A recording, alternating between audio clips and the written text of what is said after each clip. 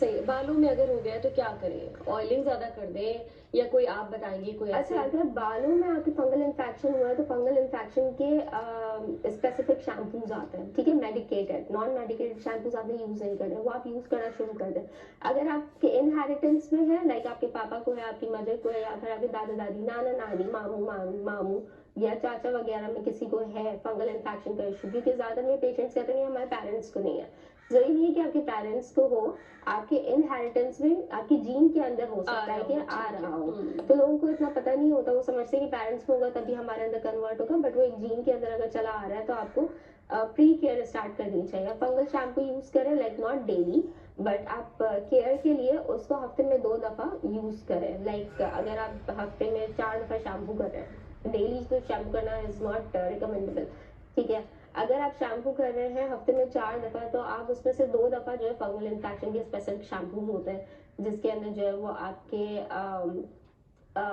Acids होते हैं, different acids होते हैं, वो डले हुए होते हैं जो आपको यूज करने चाहिए। जिसमें टर्बिना फाइन सबसे ज्यादा मेरा फेवरेट जो एसिड है वो है टर्बिना फाइन, जो आपके सारे फंगल इन्फेक्शंस को हर एज के पेशेंट को, लाइक वो चाहे 2 महीने का बच्चा हो उससे लेके ओल्ड एज तक के हर पेशेंट को जो है वो सूटेबल होता है उनके लिए। अच्छा, सही। तो ऐसे शैम्पूज आप यूज करना शुरू कर दें, प्लस ऐसी क्रीम जैसे लोशंस यूज करना शुरू करें जिसके अंदर टर्बिना फाइन हो। और अगर वो बहुत ज्यादा एक्सटेंडेड हो गया, बहुत ज्यादा बढ़ गया और वो डर्मेटाइटिस की तरफ चला गया, एक होता है dandruff, that is normal, like dryness या फिर डैंड्रफ हो रहा है, हल्का फुल्का आपकी व्हाइटनेस आ रही है बालों में। लेकिन एक होता है डर्मेटाइटिस और फंगल इन्फेक्शन, जो कि आपके बिल्कुल ऐसा होता है जैसे स्किन उखड़ना शुरू हो जाती है सर की, और वो एक बहुत ही खराब फॉर्म होती है जब आप केयर नहीं करते। तो उस कंडीशन तक कोशिश करेंगे ना पहुंचे, लेकिन अगर आप पहुंच गए तो फिर आप लोशंस यूज करें जो जिसके अंदर टर्बिना फाइन हो, जिसके अंदर फेसिलिक एसिड्स हो, इस तरीके के आप जो है लोशंस और क्रीम्स इस्तेमाल करें ताकि वो क्योर हो सके।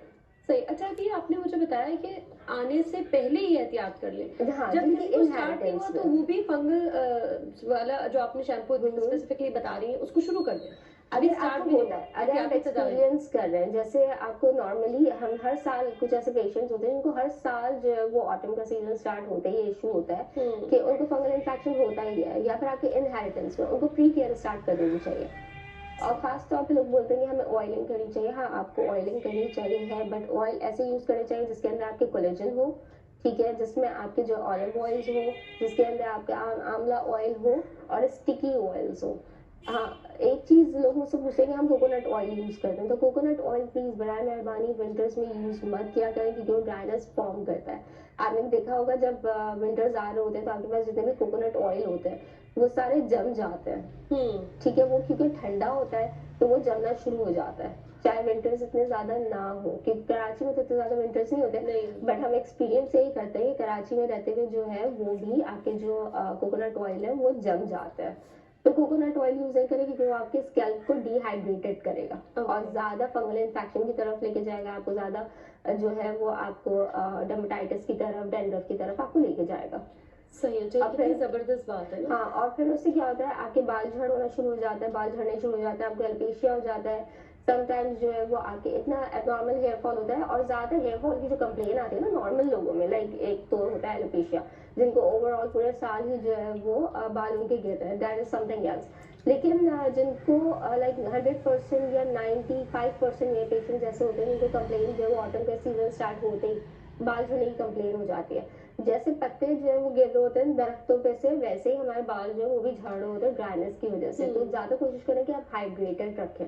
और नॉर्मली जो लोग हैं जिनको डर्मेटाइटिस का इशू नहीं होता या फंगल इन्फेक्शन का कोई इशू नहीं है या जिनकी इनहेरिटेंस में नहीं है, उनको चाहिए कि वो विंटर्स स्टार्ट होते हैं अपने शैम्पूज को मिल्की शैम्पू की तरफ ले जाए। अच्छा। लाइक मिल्की, हमारे पास बहुत बड़े बड़े ब्रांड्स हैं जिनके मिल्की शैम्पूज होते हैं, वो मिल्की शैम्पूज या मॉइस्चराइजिंग शैम्पूज यूज करें, ताकि जो है वो आपके ये प्रॉब्लम हो ही नहीं। सही। असल में तो आप कह रहे हैं ना हाइड्रेट रखना है। हाइड्रेट रखना। वो वैसे भी आपने हाँ, एप्लीकेशन से भी और ज़्यादा पानी पीकर या कुछ अपनी फूड हाँ, ऐसा होना चाहिए। फूड आपका ऐसा होना चाहिए। प्लस मैंने पिछले काफी सारे शोज में बताया है कि क्योंकि आप विंटर्स में ज्यादा पानी नहीं पी सकते, बार बार वॉशरूम जाने की कंप्लेन होती है, आपने सॉक्स पहने हुए, आपने ट्राउजर्स पहने मुझे फ़ौरन से ख़्याल हुए। में मैं पानी पी लेती हूँ, मेरे अच्छा, बराबर है। मुझे तो ख्याल आता ही नहीं, मैं बहुत कम पानी पीती हूँ। तो इसलिए मुझे उसका ऑल्टरनेटिव चाहिए था कि मैं पानी नहीं पीती तो कौन सी ऐसी चीज़ है जो मुझे हाइड्रेट करे। तो कोकोनट वाटर जो वो मैं दिन में लाइक 2 ग्लास पी लेती हूँ, इफ़ यू कैन अफोर्ड, ठीक है, क्योंकि काफी हाँ। सारे मेरे पेशेंट्स बोलते हैं कि ये तो अफोर्डेबल ही नहीं है। बिल्कुल, मैं भी ये चाह रही थी कि कुछ हाँ। अफोर्डेबल में बताइए, क्योंकि हर कोई इसको अफोर्डेबल में easily- तो आपके पास पानी है, पानी का तो कोई ऑल्टरनेटिव है ही नहीं, आपने पानी ही पीना है। लेकिन अगर आप पानी नहीं पी सकते तो आप जूस पिए, वो भी महंगा है। पानी से सस्ता तो कुछ भी नहीं है। कुछ भी नहीं है। पानी से सस्ता तो कुछ भी नहीं ऐसे नहीं कोई गोलियां खा लें फटाफट यूं करके बस लो वही हाइड्रेट होगा। नहीं, ऐसा ऐसा नहीं कुछ भी नहीं होता। हाँ, आप कोलेजन के सप्लीमेंट्स ले सकते हैं, लेकिन that is also expensive thing. हाँ, वो अच्छा, भी मतलब कोई सस्ती सी ऐसी कुछ सस्ता है? टोटका नहीं है वो भी। कोई सस्ता पानी सबसे सस्ता पानी ही है। और अगर आप पानी नहीं पी सकते तो अगर आप अफोर्ड कर सकते हैं कोकोनट वाटर पी लें। अदरवाइज आप जो कोलेजन ड्रिंक्स आते हैं वो कोलेजन ड्रिंक्स तो आपको लाजमी पीना चाहिए। Like if when you cross like 25, ठीक है, उसके बाद आपको कोलेजन ड्रिंक जो है वो अपनी रूटीन के अंदर शामिल कर लेना चाहिए, ताकि ताकि आपकी स्किन भी अच्छी रहे, आपके बाल अच्छे रहे, ओवरऑल आपकी जो बॉडी की सिस्टम्स है वो भी नॉर्मलाइज रहे और आपकी बोन्स अच्छी रहे। इसकी एग्जांपल क्या लें इसमें? इसमें आप कोलेजन जो ड्रिंक्स बता रहे हैं, आप जरा अच्छा, एक्सप्लेन कोलेजन ड्रिंक्स की जो है वो अलग से सप्लीमेंट्स आते हैं, ठीक है, वो कैप्सूल फॉर्म में भी होते हैं, वो आपके ड्रिंक फॉर्म में भी होते हैं। तो आई प्रेफर कि आप ड्रिंक फॉर्म के अंदर ले लो। एक इन्फ्यूज होते हैं, वो आपने इन्फ्यूज जो है वो खोलने हैं, पानी के अंदर डालने हैं, ग्रीन टी में डालना है। आई प्रेफर ग्रीन टी क्योंकि थोड़ा पंजेंट टेस्ट होता है उसका, ठीक है। तो ग्रीन टी के अंदर वो नॉर्मलाइज हो जाता है। तो मैं ग्रीन टी के अंदर पीती हूँ, आप पानी के अंदर पी सकते हैं, जूस में पी सकते हैं, विटामिन सी के साथ ले सकते हैं, लाइक ऑरेंज जूस है, इस तरीके के जितने भी जूस और उसके कोई साइड इफेक्ट्स नहीं है? कोई साइड इफेक्ट नहीं होता, बल्कि उससे क्या होता है आपकी स्किन टाइटन रहती है। और दूसरा हमें लगता है कि बोन्स जो है वो बोन्स के लिए हमें सिर्फ विटामिन डी लेना और कैल्शियम लेना है। ज्यादातर लोगों को तो कैल्शियम का पता है, कैल्शियम लेना है। विटामिन डी का भी जब आप डॉक्टर के पास जाते हो, डॉक्टर आपको गाइड करते हैं कि आपने विटामिन डी लेना, आपकी डेफिशिएंसी हो रही है, हाथों में से कड़क कड़क आवाज आना शुरू हो गई है, स्पेशली जब आप नमाज पढ़ रहे होते हैं तब आपको पता चलता है आपकी कहाँ का आवाज आ रही है। बिल्कुल सही तो आप विटामिन डी ले लेते हैं और आप जो है कैल्शियम ले लेते हैं, लेकिन कोलेजन जो है वो आपकी बोन्स के लिए, आपकी टिश्यूज के लिए, आपकी स्किन के लिए, आपकी स्किन की टाइटनिंग के लिए, एंटी एजिंग के लिए बहुत जरूरी है। बोन्स के लिए भी अच्छा है? This is new for me. Bones के लिए बहुत अच्छा है क्योंकि हमारी बोन्स हो गई, हमारे मसल्स हो गए, उसके अंदर अल्लाह ताला ने एक स्टिकी पार्ट रखा है उसको बाइंड करने के लिए। तो जब वो बाइंडिंग खत्म होना शुरू होती है विद एज, बिकॉज हर चीज हमारी जब एज बढ़ती है तो हर चीज हमारी बॉडी में डेफिशिएंसी की तरफ जाना शुरू हो जाती है, कम होना शुरू हो जाती है। तो अगर आप उसको बैलेंस करके रखेंगे और आप अपनी बॉडी को वो चीज देते रहेंगे जिस चीज की आपको रिक्वायरमेंट है बेसिकली, तो आपकी बोन्स भी स्ट्रांग रहेंगी, आपके मसल्स स्ट्रांग रहेंगे, आपकी स्किन अच्छी रहेगी और आप खूबसूरत नजर भी आएंगे और चलने फिरने भी आपको लगेगा कि हाँ, आपके अंदर हिम्मत है। बिल्कुल, ये मतलब ये तो हमें, मुझे नहीं लगता बहुत सारे लोगों को इसका पता होगा कि आपकी बोन्स के लिए नहीं, बिल्कुल ऑल्टरनेट लेना है या इसको डेली भी ले सकते हैं? कोई स्पेसिफिक टाइम पीरियड है कि इतना अर्सा लें उसके बाद छोड़ दें, क्या है? अच्छा, ये आप डेली ले सकते हैं, ठीक है, लेकिन एज फैक्टर काउंट करता है। अगर आप हैं 25 से लेके 35 तक तो आप ऑल्टरनेटिव ले सकते हैं शुरू में, लाइक 3 मंथ्स, देन फिर आप उसको हफ्ते में 2 दफा ले लें, ठीक है। फिर उसके बाद जब आपकी डेफिशिएंसी कंप्लीट हो गई, लाइक आपको लग रहा है आपकी स्किन भी ग्लो कर रही है, आपकी चलने फिरने में भी आपको फर्क नजर आ रहा है, देन फिर आपको हफ्ते में 1 दफा लेना होगा। ठीक है। आपको हेल्थ फील होगी क्या? हाँ, हेल्थ फील होगी क्योंकि एक चीज होती है आपकी बॉडी के अंदर, आपने देखा होगा अगर आपने ओपन बॉडी कभी देखी हो, ठीक है, डायसेक्शन वगैरह कभी किया हो लाइफ के अंदर, तो आपने देखा होगा फ्रॉक का जब हम डायसेक्शन करते हैं तो उसके अंदर की स्टिकी सा एक चीज होती है। बायो के जो पेशेंट होंगे, बिल्कुल, हाँ, बायो के जो स्टूडेंट्स होंगे सबने देखा होगा, उनको पता होगा जब वो डायसेक्शन करते हैं, जब हम उसको खोलते हैं फ्रॉक को, तो उसके अंदर की एक अजीब स्टिकी सी लेयर होती है जो कि हमें बड़ी एक अजीब सी लगती होती है क्योंकि वो हमारा फर्स्ट एक्सपीरियंस होता है। तो वो जो होती है वो कोलेजन से बनी होती है।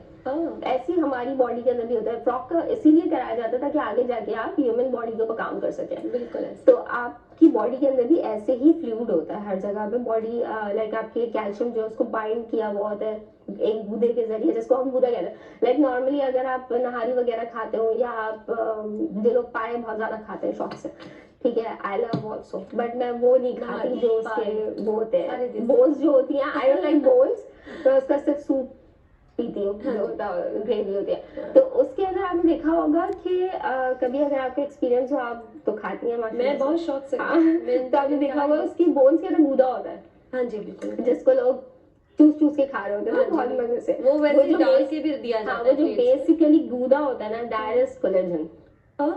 यस। अच्छा। और दूसरा जिनको भी घिन आती है ना उससे, सब खाना खाने शुरू लगेगा करना है। इसको। मुझे पता है, लेकिन मैं सस्ता फिर भी सस्ता खाती हूँ। कर सस्ता सस्ता तो वो भी नहीं है, पाई इज एक्सपेंसिव थिंग। अच्छा भाई, हाँ, हर भाई। चीज ही महंगी, कराची पाकिस्तान में तो हर चीज महंगी हो चुकी है, पूरी सिवाय दुनिया में पानी के। महंगाई है, ना करें ऐसा सिर्फ बहुत पाकिस्तान ज्यादा, बहुत ज्यादा हो गया है। तो सही। वो जो चीज होती है ना जिसको हम गूदा कहते हैं, दैट इज कोलेजन, वो Okay. हमारी बोन्स में भी होती है। अच्छा, विद टाइम हमारी बोन्स का कैल्शियम तो डिक्लाइन करता है, बट हमारा गूदा भी डिक्लाइन कर रहा होता है। ठीक हो गया, ठीक।